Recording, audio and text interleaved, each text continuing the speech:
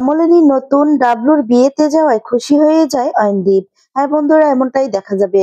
বিস্তারিত জানতে ভিডিওটিতে লাইক দিয়ে চ্যানেলটি সাবস্ক্রাইব করে দেখতে থাকুন।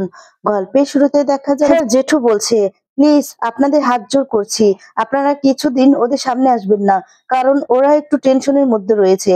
আর তখন বর্ষার বাবা বলে, আপনাদের ছেলের ভালোর জন্যই বলছি, আপনাদের ছেলে যদি কিছু হয়ে যায় তাহলে আমার মেয়েটা তো কপাল পড়বে, তার জন্যই বলছি।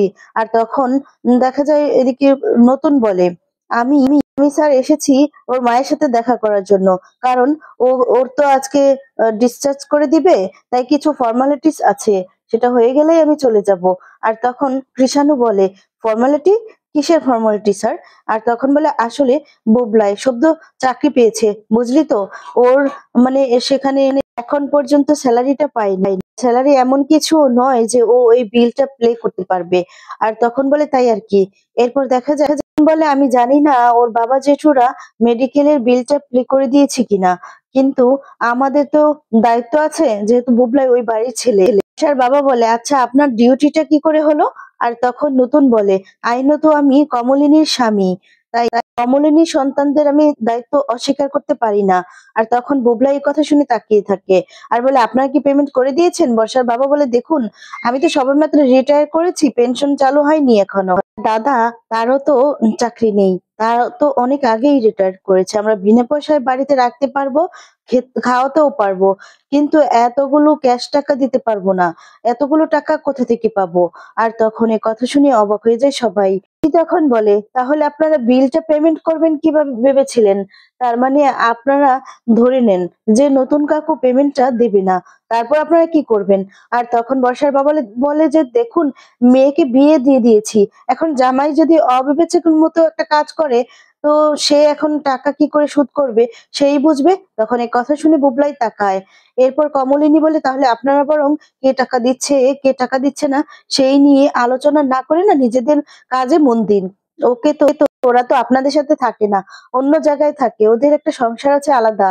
আর তখন বলে, আপনাদের সংসারে তো ওরা থাকতেও যাচ্ছে না, তাহলে পেমেন্টটা নিয়ে কথা বলার তো আপনার কোনো অধিকারও নেই। তাহলে যদি অধিকার প্রয়োগ করতে যান, মানে তাহলে সেই পেমেন্টটা করে দেখান।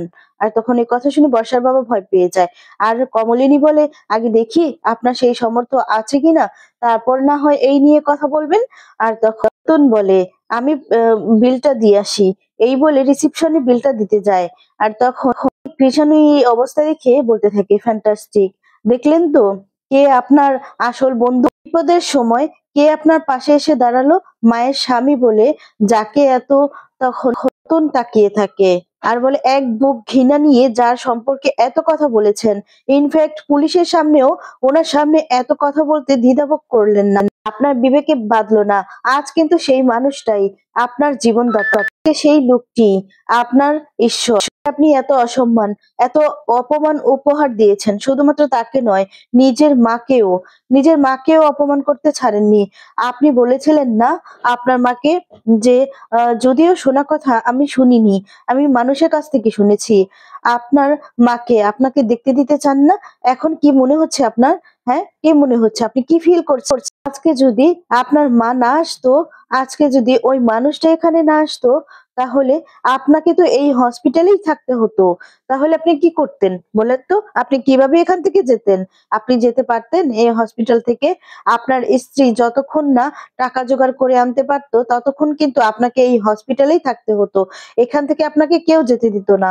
আপনার কি মনে হয় স্ত্রী পারতো টাকা জোগাড় করে আনতে? পারতো না তো। আর তখন বর্ষা তাকিয়ে থাকে।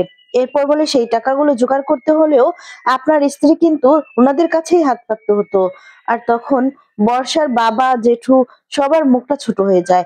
বর্ষা তখন বলে, যে নিয়ে টাকা দিয়ে থাকুক না কেন, আমি তো বলছি টাকাগুলো আমি ফেরত দিয়ে দিব, আমরা যে করেই হোক টাকাগুলো জোগাড় করে ফেরত দিয়ে দিব। কমলিনী তখন বলে, টাকা না হয় ফেরত দিয়ে দিবে, কিন্তু বাকি সব, ওগুলো কি পারবে ফেরত দিতে? পারবে তো তুমি?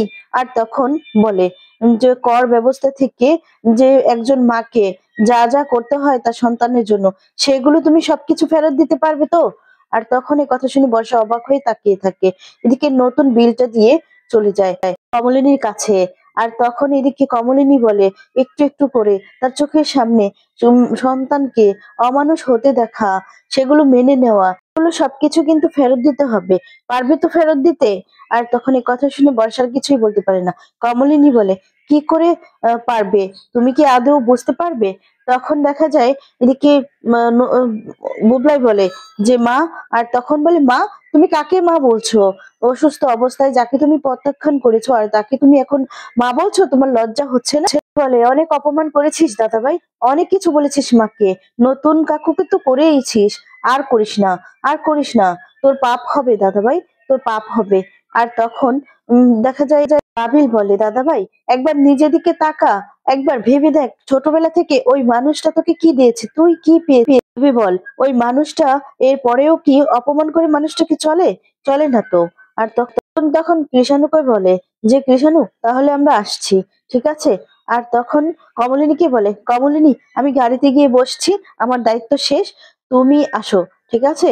তখন কমলিনী বলে যে না, যেখানে আমি থাকবো সেখানে তুমি যদি থাকতে না পারো তাহলে আমিও সেখানে থাকবো না।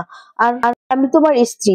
আর তখন রুদ্র বলে, মা প্লিজ চুপ করো, প্লিজ চুপ করো, আর চিৎকার করে স্লোগান দিতে হবে না, আর চিৎকার করতে হবে না, এই কথাটা তুমি বলো না, প্লিজ বলো না। কমলিনী বলে, চিৎকার করার কিছু নেই তো, সারা পৃথিবী জানে যে আমরা স্বামী স্ত্রী। আর যারা জানে না তাদেরকে না হয় রেজিস্ট্রি সার্টিফিকেটটা দেখিয়ে দেওয়া হবে, এমন তো নয় যে সকলকে চিৎকার করে বলতে হবে, সবাই তো এমনিই জানে বাবা। তবে কি জানো তো, এত কিছু হবার পরেও তোমার নতুন কাকুকে গাড়িতে গিয়ে বসতে হবে, এখানে থাকলে তুমি তাকে সহ্য করতে পারবে না, সেটা আমি মেনে নিতে পারবো না। আমি তো এটা চুপচাপ করে শুনতে পারি, তাকে তো কথা বলতেই হতো, কারণ তার কারণ হচ্ছে তোমার নতুন কাকু এটা ডিজার্ভ করে না। মনে রেখো বুবলাই, যে উনি আমার স্বামী, বুঝতে পেরেছো? একজন স্ত্রী হয়ে আমি বা আমার স্বামীর অপমান সহ্য করবো কেন? তোমার স্ত্রী কি তোমার অপমান সহ্য করে নেবে? তুমি কি তোমার স্ত্রীর অপমান সহ্য করে নেবে? তাহলে আমি কেন আমার স্বামীর অপমান সহ্য করে নেব? এখন বাবিল বলে, নতুন কাকু আমি দাদাভাইয়ের হয়ে তোমার কাছে ক্ষমা চাইছি। আর তখন নতুন বলে, বাবিল প্লিজ, কি যে বলিস না তুই। আর তখন বলে, 5-6 বছর থেকে ওকে কোলে পিঠে করে মানুষ করেছি, ওকে স্কুলে নিয়ে যাওয়া, নিয়ে আসা, লেখাপড়া করানো, একটা সময় ওকে সবকিছু আমিই করেছি। ও একটা সময় আমার লাইফ এখন বড় হয়ে গেছে, তাই নিজের মতো করে নিজে বুঝতে শিখেছে। এনিওয়ে, এখনো পুরোপুরি সুস্থ নয়, আমাকে যাই বলুক না কেন আমি ওকে সেটা ফিরিয়ে দিতে পারবো না, আমি এতটা অমানুষ হয়ে যাইনি। তখন কৃষাণুর খুব খুব ভালো লাগে সেই কথাগুলো শুনে। কৃষাণু তখন দেখা যায় নতুনকে জড়িয়ে ধরে আর বলতে থাকে, স্যার প্রত্যেকবার প্রত্যেকবার আপনার জন্য আমার মাথাটা উঁচু হয়ে যায় স্যার, আপনার জন্য আমার গর্ব হয়, আমি গর্ববোধ করি, আকাশের দিকে আমি তাকাতে পারি স্যার। আর তখন বলে, সেখানে একটাই নিয়তি, যে আপনি আমার স্যার। তখন নতুন বলে, রবিবার মনে আছে তো? আর তখন বলে, হ্যাঁ মনে আছে, এটা আমার কাছে অনুরোধ নয়, আদেশ, এই আদেশ আমি কি করে ভুলতে পারি স্যার? তখন বলে, আমাকে ওই দিন আবার থাকতে বলো না কিন্তু নতুন কাকু, আমি কিন্তু থাকতে পারবো না, আমার কিন্তু অন্য বন্ধুদের সাথে প্ল্যান আছে। তখন এই কথা শুনে শানু বলে, খুব ভালো স্যার, তাহলে বরঞ্চ আমরা একটু নিরিবিলি আমাদের মানে ভালো করে আমরা আড্ডা দিতে পারবো। আর তখন নতুন হেসে দেয়। মিষ্টি তখন বলে, তার মানে? এরপর বলে, স্যার আমি ঠিক বললাম তো? আর তখন বলে, তুই না ভীষণ দুষ্টু, তুই ইচ্ছে করেই মিঠিকে চটাচ্ছিস। ও একটু চটাং চটাং কথা বলে। আর তখন মিঠি বলে, এই যে তুমি কিন্তু একটা প্রবলেম কথা বলছো। আচ্ছা, কে একজন এসেছে নতুন, আর তার সামনেই তুমি আমাকে কথা শোনাতে শুরু করলে, তাই তো? কি চ্যাটাং চ্যাটাং কথা বলেছি আমি? হ্যাঁ? আর তখন কমলিনী বলে, আহ মিঠি, আস্তে কথা বলো, এরকম কেন কথা বলছো শুনি? আমি সেই প্রথম থেকেই দেখছি তুমি কৃষণের সাথে এভাবে কথা বলছো কেন? আর তখন বলে, আমি কিরম ভাবে কথা বলছি, আর উনি আমার সাথে যে কেমন উল্টাপাল্টা ব্যবহার করছে সেটা দেখতে পাচ্ছ না? আর তখন বাবিল বলে, মিঠি তুই একটু আগে দাদাভাইকে বললি, এখন তুই কেমন ভাবে ব্যবহার করছিস ওনার সাথে, ভুলে যাস না উনি কিন্তু দাদাভাইকে ট্রিটমেন্ট করে সুস্থ করে। বর্ষা বলে, আমরা তাহলে আসছি। নতুন তখন বলে, এই বিলটা রাখো, পরে কাজে লাগতে পারে। আর তখন দেখা যায় জেঠু বলে, মানে বর্ষার জেঠু বলে, চলো চলো আমাদের দেরি হয়ে যাচ্ছে।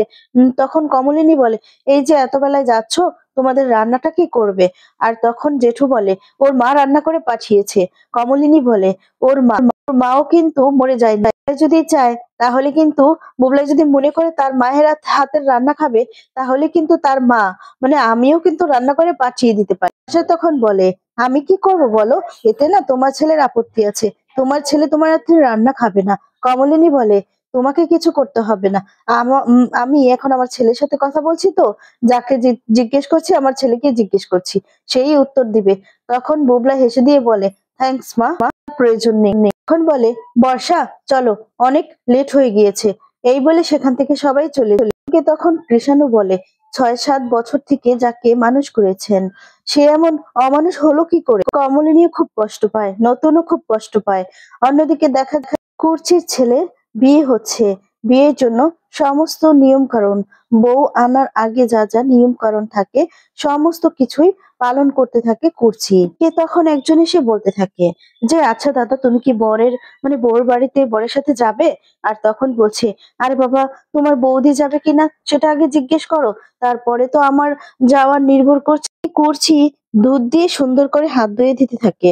আর তখন দেখা যায় ডাবলু বলতে থাকে যে, মামা বাড়ি থেকে কেউ আসবে না।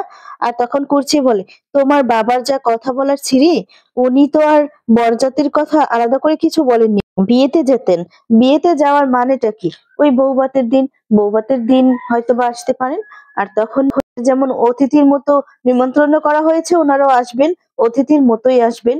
আর তখন অয়নদীপ বলে, আচ্ছা তোমরা সবাই একটা কথা বলো, আমি তো ডাবলুর বিয়ের মানে নিমন্ত্রণ করতে আমার শ্বশুর বাড়িতে কিন্তু আমি প্রথমে গিয়ে কাঠ নিয়ে কিন্তু আমার শ্বশুর বাড়িতেই যাই। সেই অনেক আগের কথা, গিয়ে আমার শাশুড়ি মাকে নিমন্ত্রণ করি। আর তোমাদের বৌদি কিন্তু তখন আমার মুখটাও দেখতো না, আমার সাথে দেখা করতেও আসে, তাই হয়তো বা জানেন। আমার শাশুড়ি মাকে ভালো করে নিমন্ত্রণ করে এসেছি। আমি বলেছি আমার ছেলের বিয়েতে যেন পাশে থাকে। কথা শুনে সবাই হাসতে থাকে আর বলে, ওনারা যদি ব্যাপারটা না বোঝেন তাহলে আমি কি করব? পাশে থাকা মানেটা কি শুধু ভোবাতে আসা? পাশে থাকা মানে তো, ওরে বাবা, আমার ভিতরে যে 1% ব্লক বাকি আছে সেটাও হয়ে যাবে। কুর্চি রেগে যায়, রেগে গিয়ে বলতে থাকে, এই এসব বাজে কথা যেন এখানে কেউ না বলে। আচ্ছা, শ্বশুর বাড়ি মানে কি ফুল বৌদি? কুটুম বাড়ি তো। শ্বশুর বাড়ি মানে কুটুম বাড়ি, তাই তো? যদি কেউ মন থেকে ভালো মনে নিমন্ত্রণ করে, তাহলে তো নিমন্ত্রণটা এমন ভাবে করতে হবে যাতে করে লোকজন আসে, তাই না? উনি কোনো রকম করে দয়া দাক্ষিণ্য করে 1 টাকা ছুঁড়ে ফেলে এসেছেন। মানে এভাবে কি নিমন্ত্রণ করা চলে? চলে না তো। পাশে থাকবেন টাকবেন কথাগুলো কেউ কিন্তু বলে, এখন কথা বানাচ্ছে। অয়নদীপ বলে, আরে ডাবলু, একটা সত্যি কথা বলবি? বলি কি, তোর বাবা কি বানিয়ে কোনোদিনও কথা বলে? বলা বলা মানে তুই? আর তখন বলে, হ্যাঁ। এরপর কুর্চি বলে, বলে না তো কি?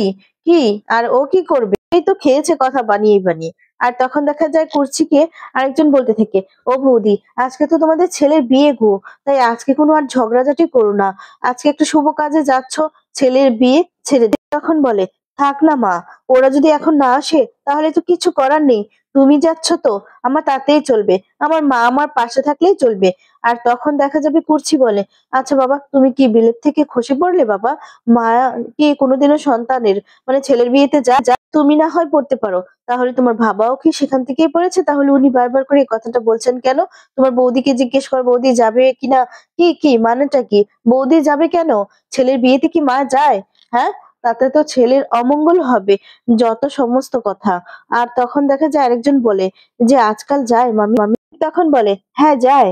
আর তখন কুর্চি বলে, না আমি তো আজকালকার মেয়ে নয়। অয়নদীপ বলে যে, অদ্ভুত কথা, নিজে স্কুলে পড়ায়, স্কুলে যাতায়াত করে, অথচ মাসে মাসে মাইনে পর্যন্ত পায়। আর সেই মাইনেটা ইচ্ছে মতো স্বাধীন মতো খরচা করে। আর ইনি নাকি সেকালের মহিলা, পুরোনো দিনের মহিলা। আর তখন কুর্চি বলে, আমি আমার ছেলের বিয়েতে যাব না, তাতে আমার ছেলের অমঙ্গল হবে, সেটা আমি চাই না। দেখি তো।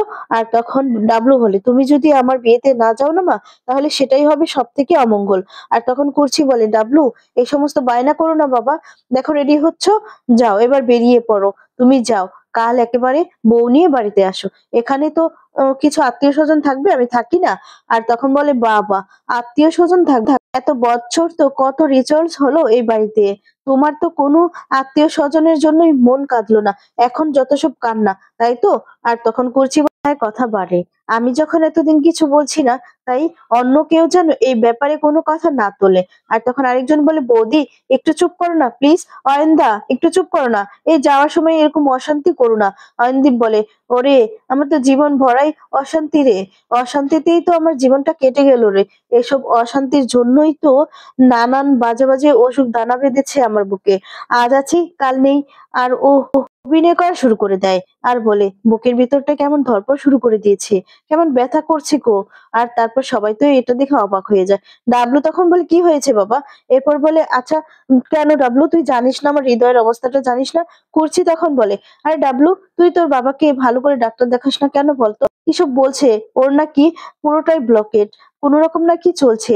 আর তখন এই কথা শুনি ডাবলু তো আসলে কিছুই জানে না, সবকিছুই অয়নদীপ বানিয়ে বলছে। তার জন্য ডাবলুর কাছে গিয়ে বলতে থাকে বলছি কি ডাবলু তোর মাকে আটকানোর জন্য এটাই ওষুধ, বুঝতে পারছিস তো? তার জন্য তুই অভিনয়টা চালিয়ে যা, অভিনয়টা চালিয়ে যা, আমিও অভিনয়টা চালিয়ে যাই। তখন বলে আচ্ছা ঠিক আছে বাবা। এরপর অয়নদীপ আবার নিজের জায়গায় গিয়ে বসে। আর তারপর দেখা যাবে বলে যে হ্যাঁ মা, বাবা যেভাবে বলছে সেভাবেই করতে হবে, কারো কথাই শুনে না। আর তখন বলে কেন তোমার জেঠিমা? আর তখন বলে জেঠিমার কথাও তো শোনে না, একজনের কথাই শুনতে পারে। আর তখন বলে আরে বাবা যার কথা শুনে তাকে এনে দাও না। আর তখন বলে সে তো হচ্ছে তুমি, তোমার কথাই একমাত্র শুনতে পারে, আর তো কারো কোনো কথাই শুনছেন থেকে বাবার ট্রিটমেন্ট করিয়ে তারপর না হয় তুমি। আর তখন পিচ্ছি বলে কি না কি বলছে, সারাক্ষণ বুক ধড়ফড়, বুঝতে পারছি না বাবা, এই মানুষটার জন্য না বার প্রত্যেকটা মুহূর্তেই বিপজ্জনক। তখন আরেকজন বলে কি হয়েছে অয়েন্দা? আমরা তো জানি না তোমার কি হয়েছে। তখন বলে শরীরের ভিতর যে কি হয়েছে বাইরে থেকে কি দেখা যায় বোন? আর শরীরের ভিতর কি হয়েছে জনে জনে আমি বলেও বেড়াতে পারবো না, সবাই কয়দিন পরে এমনিতেই জানতে হবে। জানতে পারবে, জীবনে তো অনেকটা দিনই কাটালাম, এবার মানে ভাবে চলে যেতেই পারলেই হলো। সে তখন বলে দেখেছো দেখেছো দেখেছো তো কিভাবে অলক্ষণে কথা বলবো, ছেলেটা এখন বিয়ে করতে যাবে, কানের মধ্যে যত সব কথা। আর তখন বলে ডাক্তার কিন্তু বারবার বলেছে প্লিজ প্লিজ মানসিক শান্তি, ওটাই কিন্তু মূল, ওটাই আসল। উত্তেজনা যদি হয়, মন খারাপ যদি হয়, তাহলে তার চিকিৎসা একদম করতে হবে না। করছি তখন বলে কি করতে হবে তাহলে বলো? আর তখন বলে কি করতে হবে তুমি কি সেটা জানো? ছেলে চাইছে তার মা বাবা দুজনে মিলেই বিয়েতে যাক, তাতে ছেলে শান্তি। ছেলে শান্তি তো আমার শান্তি, ছেলে যদি শান্তি না পায় তাহলে আমারও অশান্তি, অশান্তি বেড়েই যাবে। আর তখন বলে এই ডাবলু ডাবলু অনেক দেরি হয়ে যাচ্ছে বাবা, আর দেরি করো না তো বাবা, যাও বেরিয়ে পড়ো এবার, আমার যত কাজ ছিল হয়ে যাচ্ছে। আর তখন আরেকজন বলে বৌদি ছেলেকে বলতে বলবে না যে মা তোমার জন্য দাসী আনতে যাচ্ছি? আর তখন বলে হ্যাঁ বলবো বলবো। তখন কুর্চি বলে আচ্ছা ডাবলু তুমি বলো, আমি যা যা বলছি তুমি তাই তাই বলবে, ঠিক আছে? আর তখন বলে কি বলতে হবে বলো? এরপর বলে যে বলো মা তোমার জন্য আমি সঙ্গী আনতে যাচ্ছি। আর তখন এই কথা শুনেই তো সবাই খুব খুশি হয়ে যায়। ডাবলু তখন বলে দেখেছো, এই তো এই তো হলো আমার মা। এই বলে কুর্চিকে জড়িয়ে ধরে আর বলে আমি জানতাম আমার মা কখনো বলবে না যে দাসী আনতে চাই, আমার মা বলবে যে সঙ্গী আনতে চাই। তাছাড়া আজকালকার মেয়েরা দাসী হতে যাবে কেন? আর তখন আরেকজন বলে আরে এসব তো নিয়ম, তাই বলে কি তোর বউ এসে দাসীগিরি করবে নাকি? আর তখন বলে না, যেগুলো নিয়ম মানতে পারবো না, মানা যাবে না, সেগুলো কেন নিয়ম পালন করবো? আমি তোমার জন্য একজন সঙ্গী আনতে যাচ্ছি। আর তখন খনচি বলে আচ্ছা ঠিক আছে হয়েছে, এবার ওঠো। আর তখন সমস্ত কিছু নিয়ে রেডি করে দেয়। অয়নদীপ বলে আচ্ছা সবকিছুই তো বুঝলাম, তাহলে ফয়সালাটা কি হলো? আর তখন আরেকজন বলে কিসের ফয়সালা? এরপর বলে যে আরে বাবা তোমার বৌদি মনের ইচ্ছেটা রেখে যাচ্ছেন কি যাচ্ছেন না বিয়েতে সেটা তো জানতে হবে, তাই না? গাড়ি তো ছাড়ার ব্যবস্থা করতে হবে। আচ্ছা একজনকে বলে যে আচ্ছা গাড়িটা ছাড়ো, এক এক করে ছাড়ো তো, এবার যেতে হবে তো। আচ্ছা শোনো, ছেলে বন্ধু বান্ধবের সাথে হৈ হৈ কুল্লোড় করতে করতে যাবে, ঠিক আছে? আমার তো শরীর ভালো নয়, আমার জন্য একটা ফাঁকা গাড়ির ব্যবস্থা করো, হাওয়া খেতে খেতে যাবো, তাতে কিন্তু তোমার মা যেতে পারে। বলে অয়ন্দা তুমি কি একা যাবে? তখন বলে যে একা গেলে তো ভালোই হতো, কিন্তু তোমার বৌদি যদি যেতে চান তাহলে তার জন্য তো আলাদা গাড়ি দেওয়া যাবে না, এত গাড়ি তো আমার নেই। আর বলে যে তুমি তাকে বরং আমার গাড়িতেই উঠিয়ে দিও। তখন এই কথা শুনে সবাই হাসতে থাকে, এদিকে ডাবলু হাসতে থাকে। আর তখন বলতে থাকে কিন্তু বৌদি যাবে কিন্তু না, সেটাই তো বুঝতে পারছি না। আর বলে ছেলের বিয়েতে এত অনুরোধের পরও যদি উনি না যাওয়ার সিদ্ধান্তটাই করেন, তাহলে ছেলের সাথে গুরুতর অন্যায় করা হয়। আপনি যদি অন্যায়টা করেই থাকেন তাহলে নিজের মুখে স্বীকার করুন। আর বলে যে ওরে বাবা আমার হার্টের এই ব্যথাটা বাড়ছে ডাবলু, বুঝলি? এই বলে হাসতে থাকে। আর তখন দেখা যায় ডাবলু বলে বাবা তুমি টেনশন করো না, আমি দেখেছি তুমি টেনশন করলেই না তোমার এই হার্টটা বেড়ে যায়। আর তখন ডাবলুকে কুর্চি বলে আচ্ছা তুমি যখন এতই বুঝো তাহলে এতদিন ডক্টর দেখাওনি কেন? আর তখন সন্দীপ বলে ওরে বাবা আমাকে নিয়ে যদি এতই সমস্যা হয় ডাবলু, তাহলে আমাকে নিয়ে কথা বলার কি দরকার, আমাকে নিয়ে পড়িস না তোরা। আর তখন বলে যে ওরে ডাবলু বাবা মাকে সবার চিরকাল থাকে রে, তোর যেমন সৌভাগ্য তোর বাবা নেই, মা তো আছে। কুচি বলে বাবা নেই মানে? আর তখন বলে না মানে বাবা আজ আছে কাল হয়তো নেই। আর কুর্চি তখন বলে আজ আছে কাল নেই? কি অদ্ভুত, ছেলেটা এখন বিয়ে করতে বেরিয়েছে আর তার কানের কাছে কত কিছু বলছে। আচ্ছা ছেলেটা কি শান্তি মতো বিয়ে করতে পারবে? তুমি কি এমন করতে পারলে? আর তখন বলে কেন করছি সেটা তুমি বুঝতে পারছো না? ছেলেটা বিয়েতে সামান্য জিনিস পেয়েছে, মানে চেয়েছে যে বাবা মা একসঙ্গে যাবে তার বিয়েতে, একই সাথে থাকবে, তার বিয়েতে যেন উপস্থিত থাকে, আর সেই স্বাদ তুমি ওকে পূরণ করতে দিচ্ছ না। আর আমি বললেই এর জন্যই তো ওর অসুবিধা হচ্ছে। আর তার জন্য তো আমার বউয়ের ফিডব্যাকটাও বেড়েই চলছে। আর তখন আস্তে, আস্তে চারদিকেই ছড়িয়ে পড়ছে। তখন কুর্চি বলে, "আচ্ছা ঠিক আছে ডাবলু, যাও গাড়িতে উঠে আসো। তোমরাও যাও, আমি তৈরি হয়ে আসছি।" আর ডাবলু তো খুশিতে তার বাবাকে জড়িয়ে ধরে। কুর্চি তখন দেখে বলে, "এই কি হলো? কি হলো?" আর তখন বলে, "না, বাবার বুকে ব্যথা করছে তো খুব, তার জন্য জড়িয়ে ধরলাম। ভাবলাম জড়িয়ে ধরলে যদি একটু ব্যথাটা কমে। আচ্ছা বাবা, কমেছে তোমার?" তখন বলে, "কমেছে বাবা।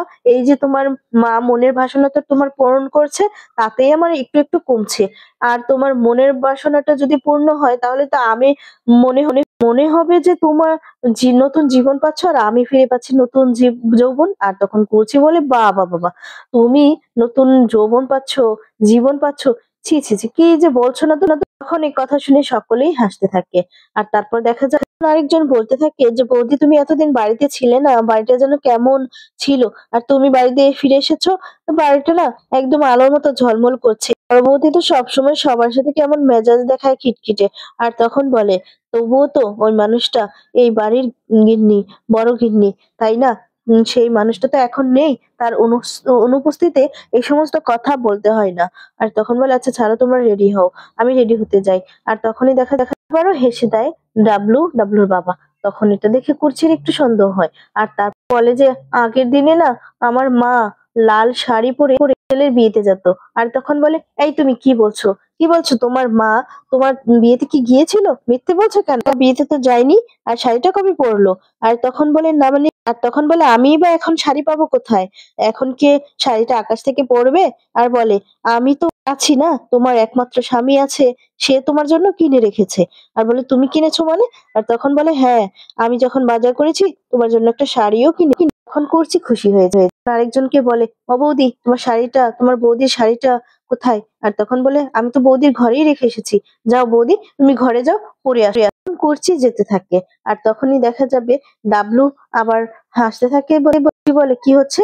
আর তখন বলে, "না কিছু না, হার্টবিটটা একটু বেড়েছে।" আর তখন কুর্চি বুঝতে পারে যে সবই অভিনয়। তার জন্য কুর্চিও হাসতে থাকে। ডাবলু এদিকে খুব খুশি হয়ে যায়। দেখা যাবে এদিকে কমলিনী নতুন সবাইকে নিয়ে চলে আসে ডাবলুর বিয়েতে। আর তখন তাদেরকে দেখে তো অয়নদীপ খুব খুশি হয়ে যায়। আর অয়নদীপের খুশি দেখে তো কুর্চিও খুব খুশি হয়। তো বন্ধুরা, আজকের পর্বটি তোমাদের কেমন লেগেছে কমেন্টস করে জানিয়ে দাও। পরবর্তী পর্ব পেতে চ্যানেলটি সাবস্ক্রাইব